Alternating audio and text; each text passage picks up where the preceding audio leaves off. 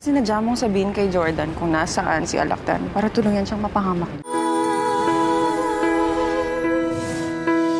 Dahil sa pagpupumilit ni Jordan na sabihin na sa kanya ni Leon ang nakuha niya impormasyon kung nasaan ang kuta ni Alakdan ngayon, ay napapaisip din si Leon na magandang ideya kung pupuntahan ni Jordan si Alakdan dahil mawawala na siya ng kaagaw sa puso ni Christy.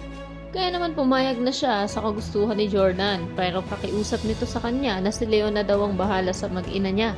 Alam niya din na malaki ang tsansa na hindi siya makauwi pa.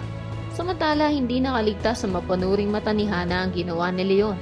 Sabi niya na tinuro niya daw ang kuta ni Alakdan para mapahamak si Jordan doon at tuluyan ang mawalan ng kompetensya. Napabaling si Leon sa biglang alis na si Hana. Aminado siya na yun din talaga ang isa sa mga iniisip niyang dahilan. Pero ito namang si Kausa ay buong akala na tumutulong talaga si Leon. Kaya niya ginawa yun. Sabi niya na gagawin daw talaga ni Leon ang lahat para kay Christy.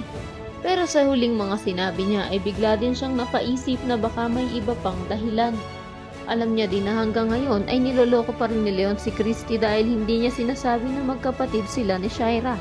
Speaking of Shaira naman, sumugod siya sa bahay nila Christy at Carmen para ipagsigawan sa mga kapitbahay na isang malanding babae daw itong si Christy.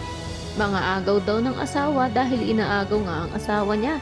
Siya pa talaga ang may ganang magsabi noon, samantalang siya naman itong simula't simula nagplano kung paanong maaagaw si Jordan kay Christy at masisira ang relasyon ng dalawa.